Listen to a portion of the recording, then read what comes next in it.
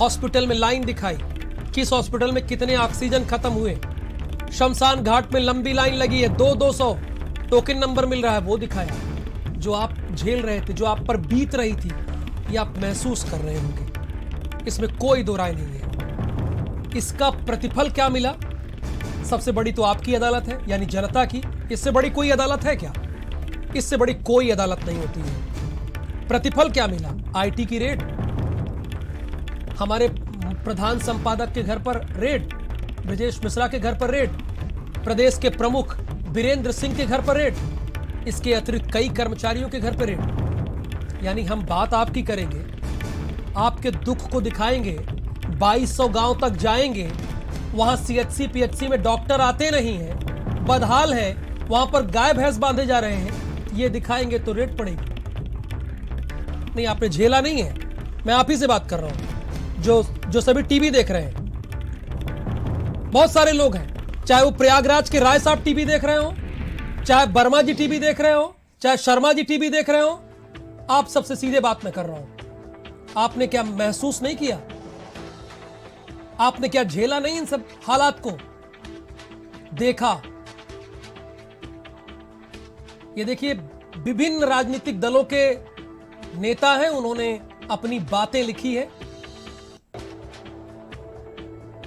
हम किसी के टूल नहीं हैं, किसी भी राजनीतिक दल के टूल नहीं हैं, हम जनता की बात करते हैं। लेकिन जो सच है, जब आपके साथ अन्याय होगा तो लोग आपसे जुड़ते जाएंगे। दिल्ली के चीफ मिनिस्टर ने क्या लिखा है वो भी आपके सामने चल रहा है। उत्तर प्रदेश के प्रभारी और राज्यसभा सांसद संजय सिंह ने क्या लिखा है वो भी चल रहा है। पूर्व मुख्यमंत्री अखिलेश यादव ने क्या लिखा है वो भी चल रहा है। कांग्रेस क्या राय रखती है इस रेट के बारे में वो भी आपके सामने है। सुरेंद्र राजपूत है, ये कांग्रेस के प्रवक्ता है, इन्होंने जो लिखा वो भी चल रहा है। अरविंद केजरीवाल दिल्ली के चीफ मिनिस्टर। लेकिन आपसे बड़ी अदालत किसी की नहीं है, और आपसे बड़ी बात यानी जनता से बड़ी बात किसी की नहीं हो सकती। भारत समाचार ने हमेशा सच्चाई दिखाई। हमें किसी से सर्टिफिकेट नहीं चाहिए, सिर्फ आपसे सर्टिफिकेट चाहिए, यानी जनता से, और सच के साथ हमेशा खड़ा रहेगा। हमारी सच्चाई ने सरकारों को बेचैन कर दिया है, और फिर भारत समाचार पर चल रही है दबाव की कोशिश, दबाव की पॉलिटिक्स। लेकिन आपका साथ जो मिला है ना इन 2 दिनों में, हम दबने वाले नहीं हैं, और न झुकने वाले हैं, न डरने वाले हैं। बहरहाल आप ये रिपोर्ट देखिए जो हमारी टीम ने तैयार की है। तू जब राह से भटकेगा मैं बोलूंगा। असंख्य मौतें हुई हैं उत्तर प्रदेश के भीतर, और उस पीड़ा को शब्दों में बयान नहीं किया जा सकता। मैं याद करता हूं तो मेरे रोंगटे खड़े हो जाते हैं। आप कैसे भूल गए इस बात? मुझको कुछ भी खटकेगा मैं बोलूंगा। ये बात भूल गए कि किन अभावों में लोग सड़कों पर मरे हैं। दवाओं के अभाव में, ऑक्सीजन के अभाव में, बेड के अभाव में, अस्पताल में एडमिशन के अभाव में। सच का लहजा थोड़ा टेढ़ा होता है। महत्वपूर्ण बात यह है कि अपने काम की चीज होती है तो ये सब सुन लेते हैं, इनको छत्तीसगढ़ तक दिखता है, और इस पर इनकी सरकार एकदम मौन साधे है। तू कहने में अटकेगा मैं बोलूंगा। दावे किए जा रहे हैं, ये दावे बेईमानी हैं, ये दावे असत्य हैं, ये दावे झूठ हैं। गंगा में अब भी लाशें मिल रही हैं। ये बहती हुई लाशें इंसानों की जरूर हैं, लेकिन ये सरकार की नीतियां बह रही हैं, सरकार के गलत फैसले बह रहे हैं। ये भारत समाचार है, ये सत्यमेव जयते है।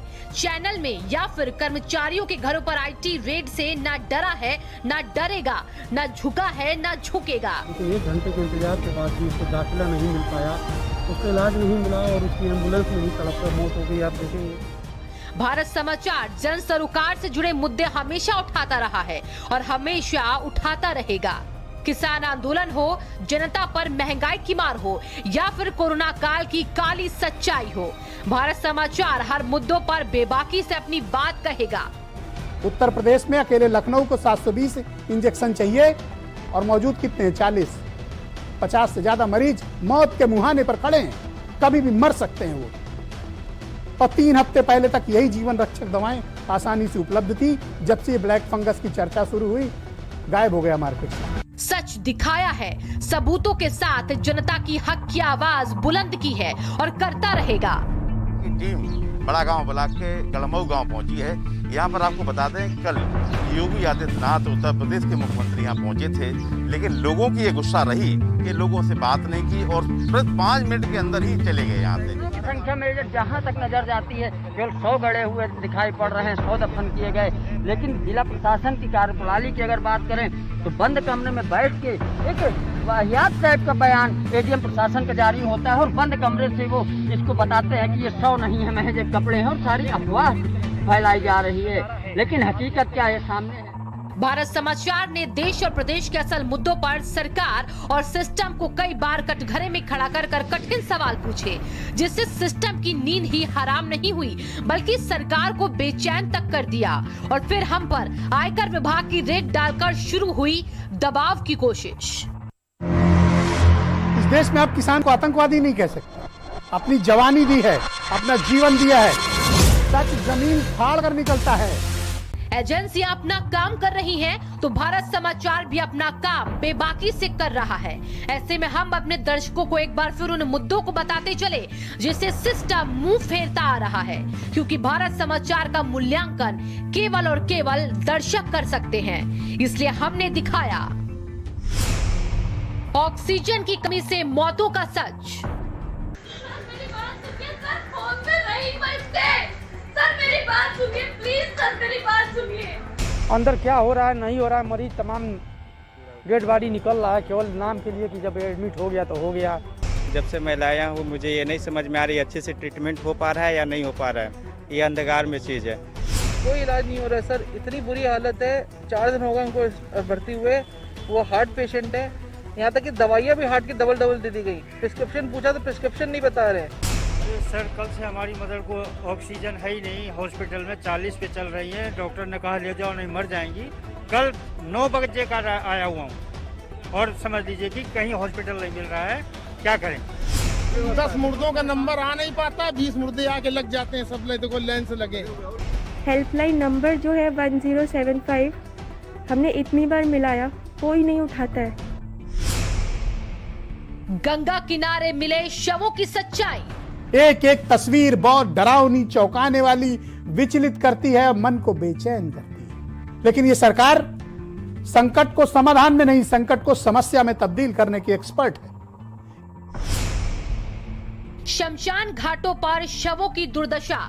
इंसानी जिस्मों के साथ दुनिया के किसी कोने में इतना भयानक बर्ताव नहीं हुआ कि लाशों से कफन नोचे जाएं। ये तस्वीरें ये बताने के लिए पर्याप्त है कि हम कितने निष्ठुर, जालिम, संवेदनहीन हो गए हैं कि लाशों की कब्र से हम राम नामी कफन नोच रहे हैं, हटा रहे हैं। वैक्सीन की किल्लत बर्बादी दिखाई। 75 साल की एज है और 7 बजे मैं आया और यहाँ वीआईपी के लोगों को लग रहा है हम लोगों को कोई नंबर नहीं आ रहा है। यही स्थिति है यहाँ की। 9 बजे से आए हुए हम यहाँ बैठे हैं, अभी तो कुछ पता लगा अंदर की शुरू ही नहीं हो रहा। वैक्सीनेशन अभी आने में टाइम लगेगी तो पहले तो बताओ। नहीं है यहाँ, ये कह रहे अभी टाइम लगेगी आने में। आ रही है, अब पता नहीं आ रही है घर में रखी है। यूपी के गांवों में कोविड जांच की सच्चाई।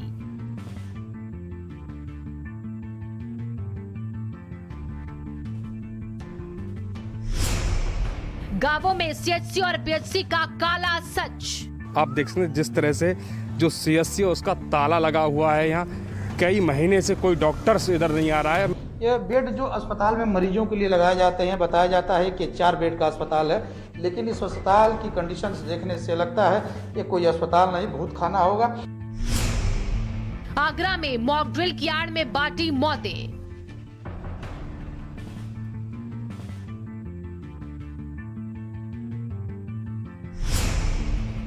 तो लॉकडाउन में कुप्रबंधन का स्याह सच।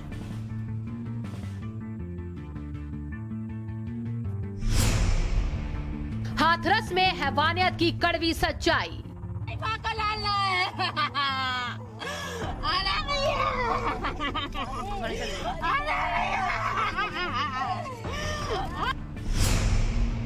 जनता पर थोपी पेट्रोल डीजल की महंगाई।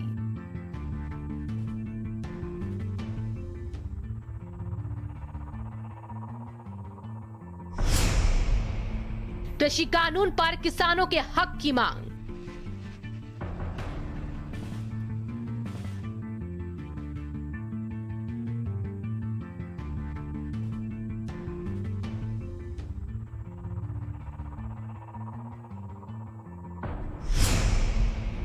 बेरोजगार अभ्यर्थियों की हम बने आवाज।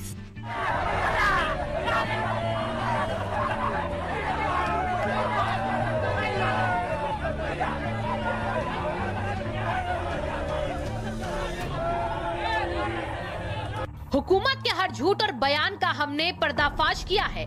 हमने ऑक्सीजन की कमी से तड़प तड़प कर मौतों की सच्चाई दिखाई है। मौत के बाद परिजनों का दुखड़ा भी दिखाया। गंगा किनारे मिले शवों के ढेर की सच्चाई से आपको रूबरू कराया। तो शमशान घाटों पर जलती चिताओं की दुर्दशा और मौत के बाद भी आंकड़ों के खेल से पर्दाफाश किया। गांवों में वैक्सीन की किल्लत, बर्बादी से लेकर सीएचसी और पीएचसी के काले सच को भी हमने बताया। जब सब सरकार के दबाव में काम कर रहे थे, हम तब भी दिन रात आपको उत्तर प्रदेश के अधिकारियों की लापरवाही से रूबरू करा रहे थे। आगरा में मौत की मॉक ड्रिल और मरीजों के लिए काल बने श्री पारस अस्पताल की हकीकत भी हमने आपको दिखाई। हाथरस में बेटी के साथ हैवानियत की कड़वी सच्चाई और फिर पेट्रोल डालकर चिता को आग लगाने की नाकामी भी हमने दिखाई। गरीब मजदूर किसान के लिए लाए गए कृषि कानून और किसानों की मांग को भी हुकूमत तक हमने पहुंचाया।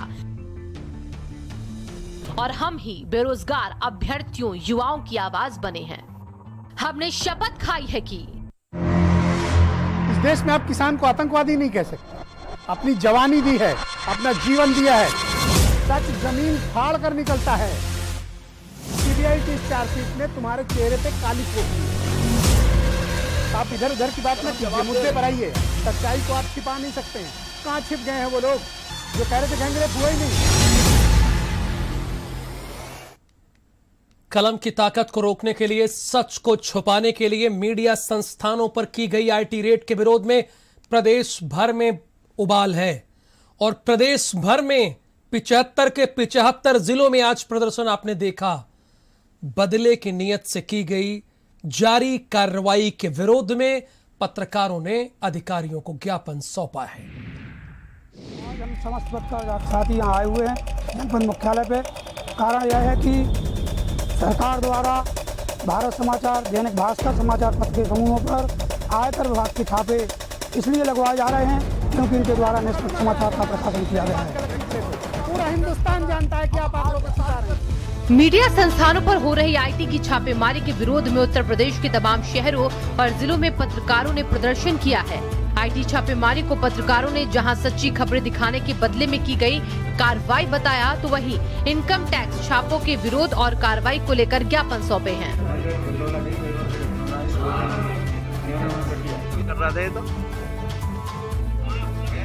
मीडिया संस्थानों में छापे को लेकर अमेठी में विरोध प्रदर्शन जताया गया है। इसके साथ ही प्रदर्शन कर रहे लोगों ने डीएम को छापों से संबंधित ज्ञापन सौंपा है।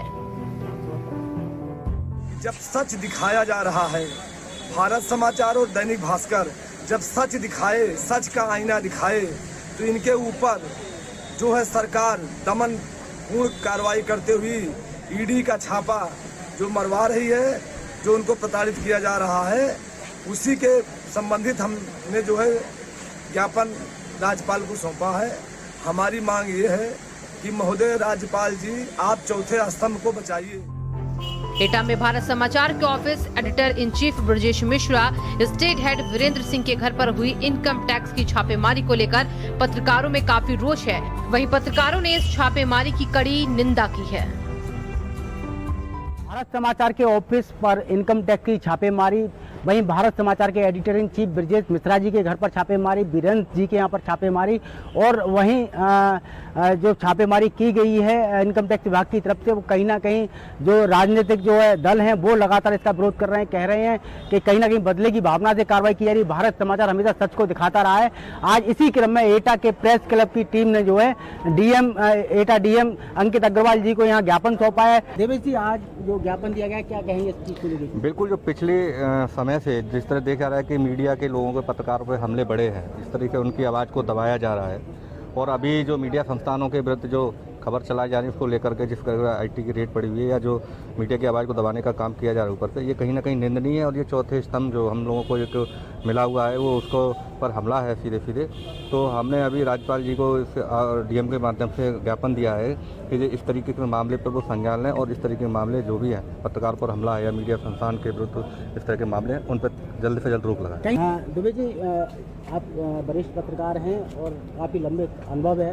आप जिस तरीके से छापेमार कार्रवाई की गई है दैनिक भास्कर और भारत समाचार के ऊपर, क्या कहेंगे इसको लेकर? देखिए संजीव जी, आपको बता दूं, सरकार का ये रवैया है बिल्कुल गलत तरीके से पत्रकारों की आवाज़ को दबाने का प्रयास किया जा रहा है और इसके लिए पूरे देश का पत्रकार, मैं प्रदेश की बात नहीं कर रहा हूँ, पूरा देश का पत्रकार आक्रोशित है। सरकार ने जो किया है वो बिल्कुल गलत तरीके से किया है। ब्रजेश मिश्रा आज की तारीख में पूरे देश में विश्वविख्यात एक पत्रकार हैं और इस तरीके से उनकी आवाज को दैनिक भास्कर जो ग्रुप है वो भी एक बड़ा ग्रुप है। इस तरीके से सरकार की जो खामियों को और सच्चाई को दिखा रहा है, उसी को लेकर के जिस तरीके की कार्रवाई की जा रही है, बेहद शर्मनाक है सरकार के लिए। और भी पत्रकार हैं, उनसे जानेंगे। मोहसिन जी, जिस तरीके की कार्रवाई, क्या कहेंगे? देखिए संजीव जी, मैं आपको बताना चाहूँगा, कल की जो घटना हुई है वो बड़ी ही निंदनीय है और यहाँ एटा के ही पत्रकारों में आक्रोश नहीं है, ये पूरे प्रदेश और देश लेवल पर जो पत्रकार संगठन है, पत्रकार लोग हैं, वो सभी लोग इस घटना की निंदा करते हैं। वहीं आज हमारे एटा प्रेस क्लब के नेतृत्व में हम लोगों ने माननीय राष्ट्रपति महोदय जी के नाम एक ज्ञापन सौंपा है जिलाधिकारी के माध्यम से। संजीव गुप्ता, भारत समाचार, सत्यमेव जयते। शामली में पत्रकारों ने भारत समाचार पर हुए इनकम टैक्स के छापे पर यहां पर विरोध जताते हुए जिला मुख्यालय पर पत्रकारों ने प्रदर्शन भी किया है।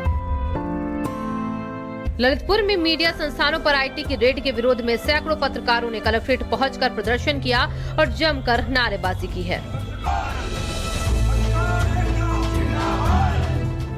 हमीरपुर में मीडिया हाउसों पर आईटी द्वारा डाली जा रही रेड को लेकर जिले के पत्रकारों में आक्रोश और जिले के दर्जनों पत्रकारों ने जिलाधिकारी को ज्ञापन सौंपकर विरोध दर्ज कराया। प्रयागराज में मीडिया संस्थानों में हो रहे छापे के समर्थन में सैकड़ों लोग मैदान में उतरे हैं। रेड की निंदा करते हुए प्रदर्शन किया गया। हाथों में भारत समाचार के समर्थन में तख्ती लेकर मैदान में लोग उतरे। तेज आवाज उठाने वाला भारत समाचार, देश और दुनिया की खबर देने वाला, और ब्रजेश मिश्रा, वीरेंद्र सिंह जी, ये दोनों एक ऐसे एडिटर हैं जिन्होंने सबसे पहले सारी भ्रष्टाचार के खिलाफ और प्रदेश के कानून व्यवस्था के खिलाफ और भारतीय जनता पार्टी की सरकार से जो पूरे प्रदेश में उत्पीड़न किया जा रहा है उनके खिलाफ ब्रजेश मिश्रा जी ने सबसे पहले आवाज उठाई। कलम की ताकत को रोकने के लिए, सच को छुपाने के लिए और जनता की आवाज को दबाने के लिए सिस्टम की ये कार्रवाई महज खिसियानी बिल्ली खंबा नोचने के सिवा कुछ नहीं है। भारत समाचार सत्यमेव जयते है, जो ना डरा है ना डरेगा, जो ना झुका है और ना झुकेगा।